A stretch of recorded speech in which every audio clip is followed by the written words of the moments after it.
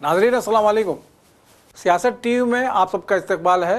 मैं हूं वाजिद खान और आप देख रहे हैं कौमी खबरनामा। सबसे पहले देखते हैं सुर्खियां।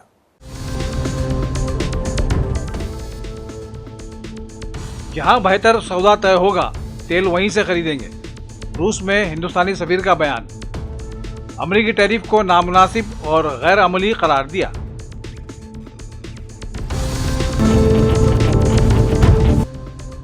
उम्रा के ख्वाहिशमंद मुसलमानों के लिए नई सौगात। वीज़ा के लिए सऊदी हुकूमत ने लॉन्च की नई डिजिटल सर्विस। सफ़र, क़याम व दीगर तमाम ज़रूरियात के लिए ऑनलाइन बुकिंग की सहूलत।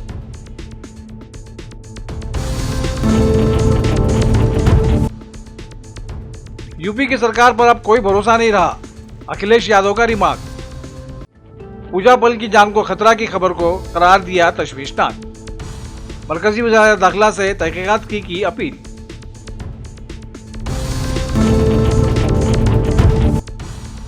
और दिल्ली मेट्रो के किरायों में इजाफा, अवाम की तनकीद। कहा बीजेपी के इक़्तिदार में कभी अवाम का भला नहीं हुआ।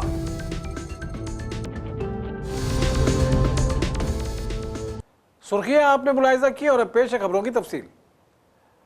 अमेरिका में डोनाल्ड ट्रंप इंतजामिया हिंदुस्तान पर रूस से तेल न खरीदने के लिए मुसलसल दबाव बना रही है। इसके तहत गुज़िश्ता दिनों ट्रंप हुकूमत हिंदुस्तान पर इजाफी टैरिफ का भी ऐलान कर चुकी है। इस मामले में हिंदुस्तान ने अपना मौक़िफ़ वाज़ेह कर दिया है। हिंदुस्तान ने कहा है कि वो तेल वहीं से खरीदेगा जहां अच्छा सौदा तय होगा। रूस में हिंदुस्तान के सफ़ीर विनय कुमार ने न्यूज़ एजेंसी तास को दिए गए इंटरव्यू में अमरीकी टैरिफ को नामुनासिब, गैर अमली और गलत करार दिया है।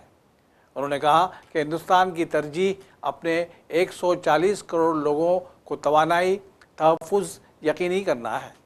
विनय कुमार ने बताया कि रूस और दीगर मुल्कों के साथ हिंदुस्तान का ताउन ग्लोबल ऑयल मार्केट को मुस्तहकम करने में मदद करता है।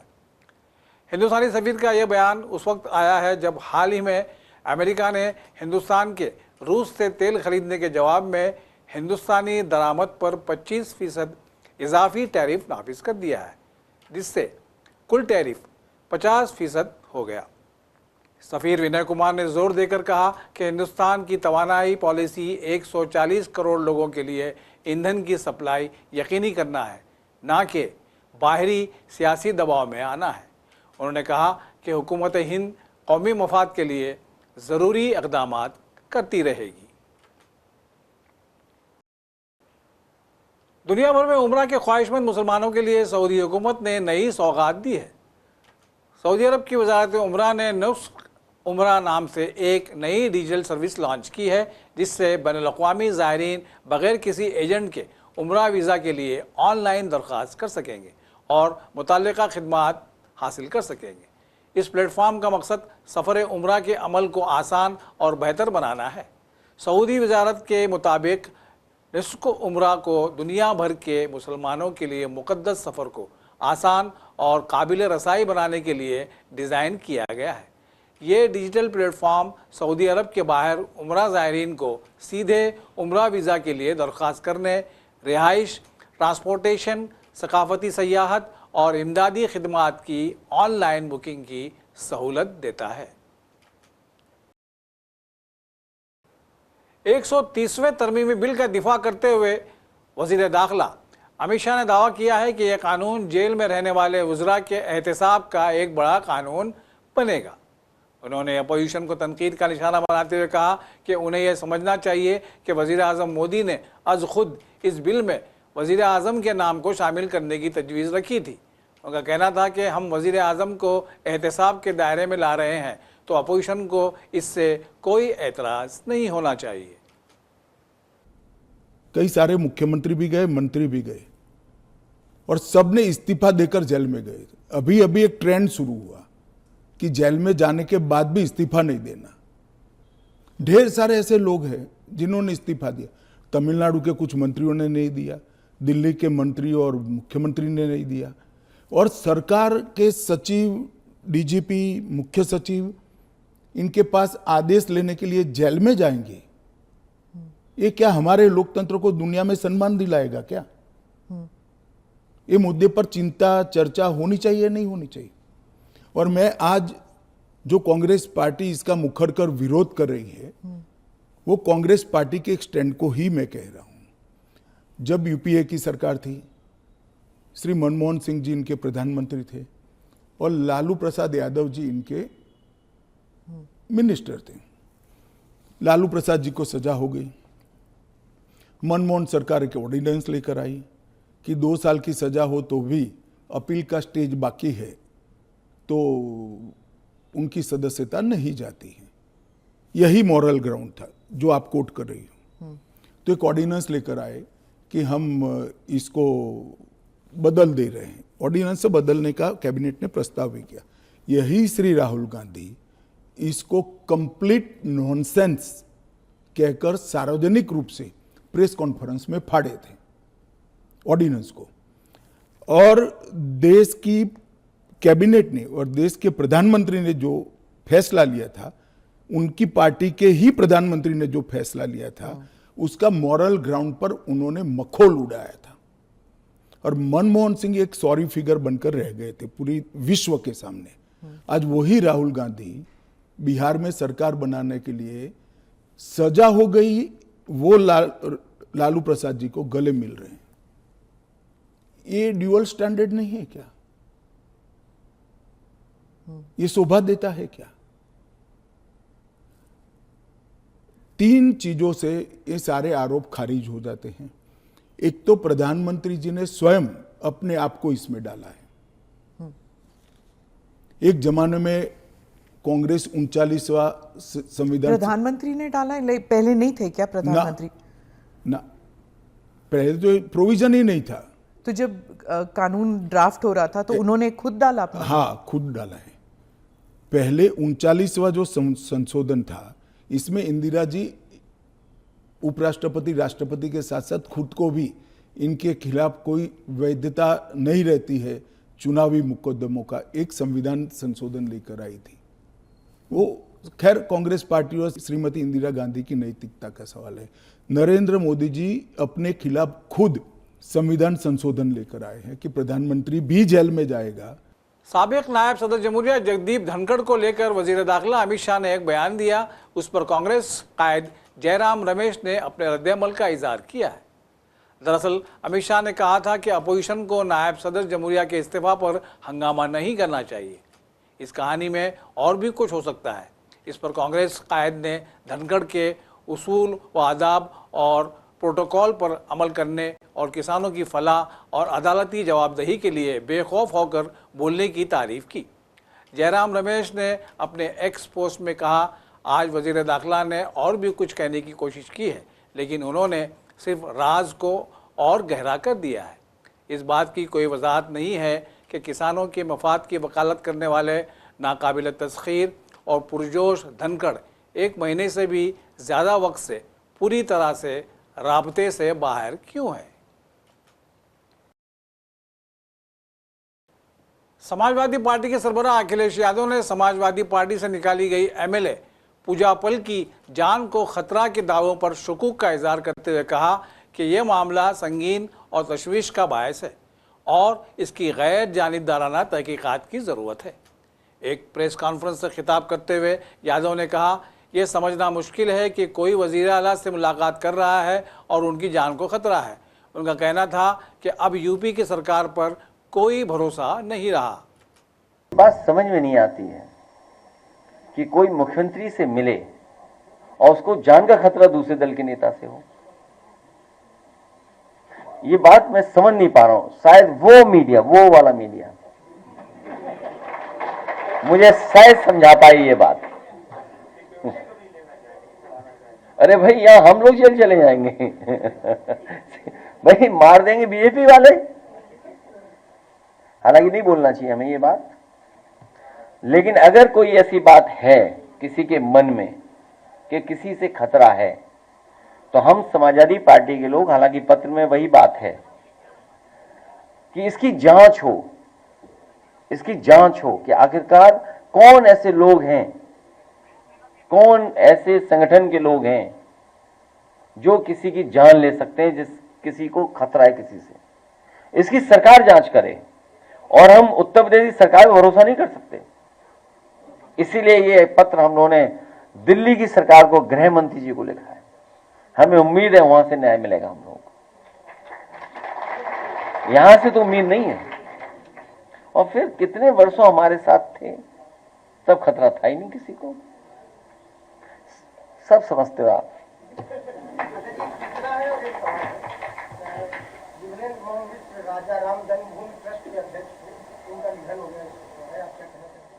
मैंने अपनी संवेदनाएं दी हैं, एक्स के माध्यम से हमने संवेदनाएं दी हैं। जिस समय समाजवादी सरकार थी तो एक हेरिटेज पॉलिसी के लिए वो हमेशा मिलते थे, और उनका योगदान, उनका सामाजिक स्तर और सामाजिक सम्मान बढ़ा रहा है।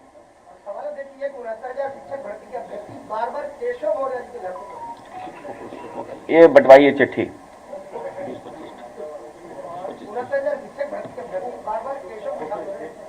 खाद में पूछो, कुछ खाद कहाँ से मिलेगी?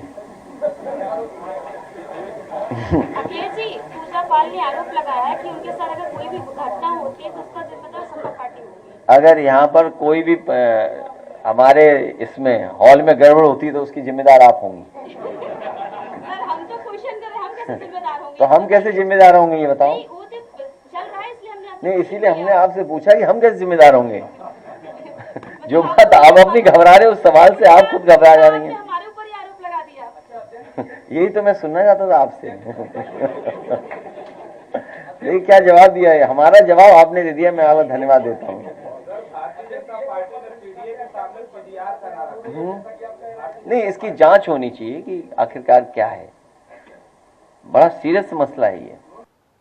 कांग्रेस कायद राहुल गांधी और party general secretary Priyanka Gandhi ने पीर को स्टाफ सिलेक्शन कमीशन इम्तिहान में धांधली के खिलाफ एहतजाज करने वाले तलबा पर लाठीचार्ज को शर्मनाक करार देते हुए कहा कि ये पुरअमन एहतजाज करने वाले तलबा के साथ नाइंसाफ़ी और बर्बरियत है और इसे कबूल नहीं किया जा सकता।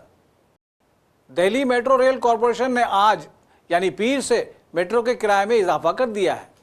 DMRC ने सोशल मीडिया प्लेटफॉर्म एक्स पर एक पोस्ट में कहा कि दिल्ली मेट्रो खिदमात के मुसाफिर किराए में तब्दीली की गई है। आम लाइनों पर किराया 1 रुपये से बढ़ाकर 4 रुपये और एयरपोर्ट लाइन पर यह इजाफा 5 रुपये तक कर दिया गया है। इस इजाफे के बाद 0 से 2 किलोमीटर के दरमियान मुख्तसर फासला तय करने वाले मुसाफिरों को अब 11 रुपये अदा करने होंगे। इस इजाफे से पहले कम से कम किराया 10 रुपये था, लेकिन 32 किलोमीटर से ज़्यादा तवील फासला तय करने वालों को 64 रुपये अदा करने होंगे। दिल्ली के लोगों ने किराए में इजाफे पर तशवीश का इजहार करते हुए कहा कि जब से बीजेपी हुकूमत आई है उस वक्त से ही दिल्ली के अवाम को परेशान करने का हरबा इस्तेमाल किया जा रहा है। मेट्रो का किराया बढ़ा, थोड़ा सा तो नॉर्मल इंसान को जो हम कमाते हैं उसको असर तो पड़ा है, पर कह रहे हैं कि इनको थोड़ा सा इकोनॉमिक कम करना चाहिए, लेस करना चाहिए। जो भी नॉर्मल के हमारा मंथली 4 से 5 हज़ार जाता है मेट्रो में, अगर किराया थोड़ा बढ़ता है तो प्रेशर आता ही है, फैमिली चलती है।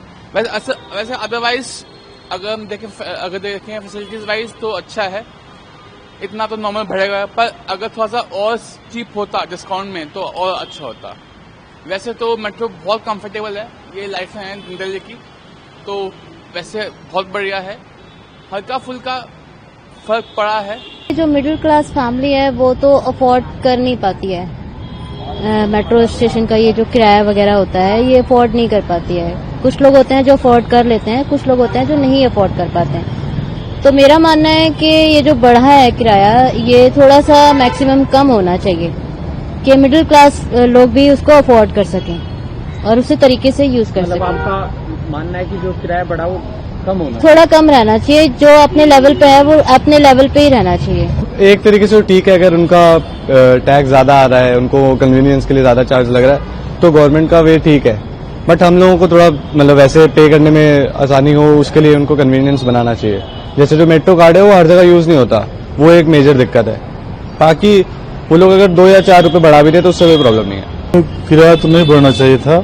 एक्चुअल इससे होता क्या है कि मिडिल क्लास के ऊपर बहुत ज्यादा फर्क पड़ता है, लोड पड़ता है, फाइनेंशियल लोड पड़ता है। किराया कम करने के बजाय बढ़ा रहे हैं ये अच्छी बात नहीं है, गलत बात है, ये ऐसा नहीं होना चाहिए।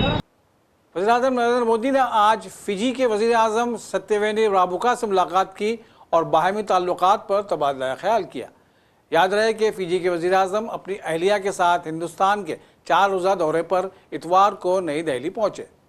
फिजी के सरबराह ने आज राजघाट पहुँचकर बाबा कौम महात्मा गांधी को भी खिराज अकीदत पेश किया। स्टैंड अप कॉमेडियन समय रैना, विपुल गोयल और दीगर को सुप्रीम कोर्ट ने सख्त फटकार लगाई है। अदालत ने उन्हें माजूरों और नायाब बीमारियों से मुतासिर लोगों का मजाक उड़ाने वाले गैर हसास चुटकुले सुनाने के लिए बिला शर्त माफ़ी मांगने की हिदायत दी है।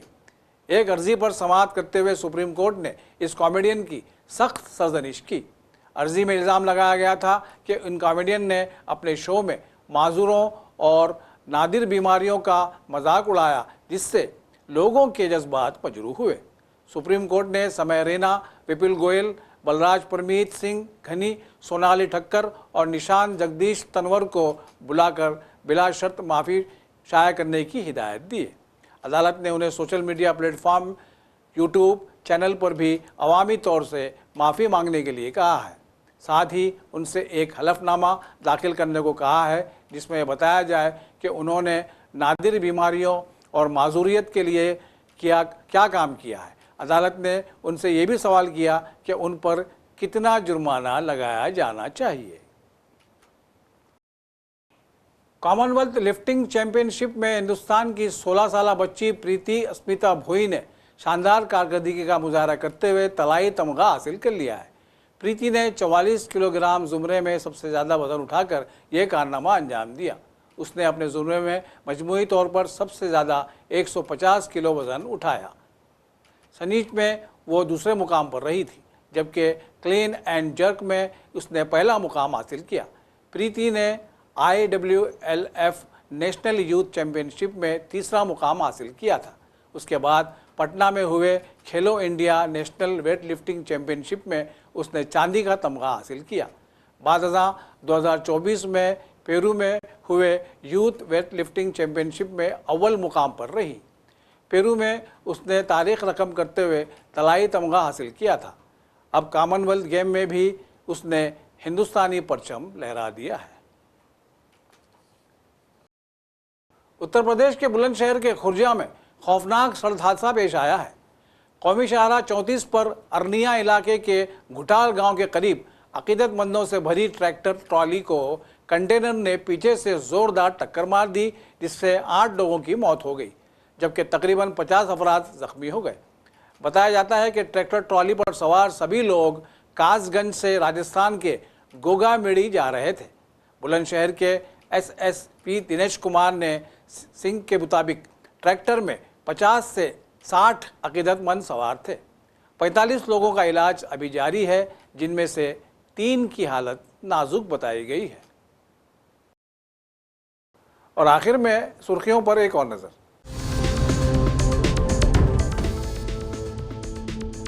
जहां बेहतर सौदा तय होगा, तेल वहीं से खरीदेंगे। रूस में हिंदुस्तानी सफीर का बयान। अमरीकी टैरिफ को नामुनासिब और गैर अमली करार दिया।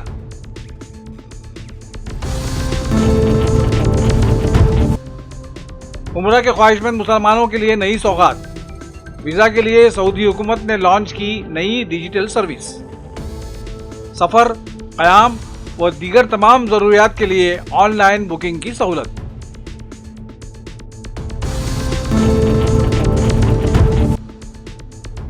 यूपी की सरकार पर अब कोई भरोसा नहीं रहा, अखिलेश यादव का रिमार्क। पूजा पल की जान को खतरा की खबर को करार दिया तशवीशनाक। मरकजी वज़ारत दाखिला से तहकीकात की अपील।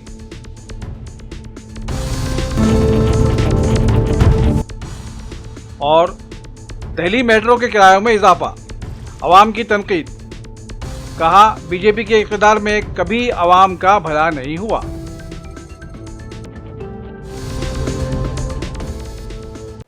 इसी के साथ कौमी खबरनामा यहीं अपने इख्तिताम को पहुंचता है। सियासत की पूरी टीम के साथ वाजिद खान को दीजिए इजाज़त। अल्लाह हाफिज़।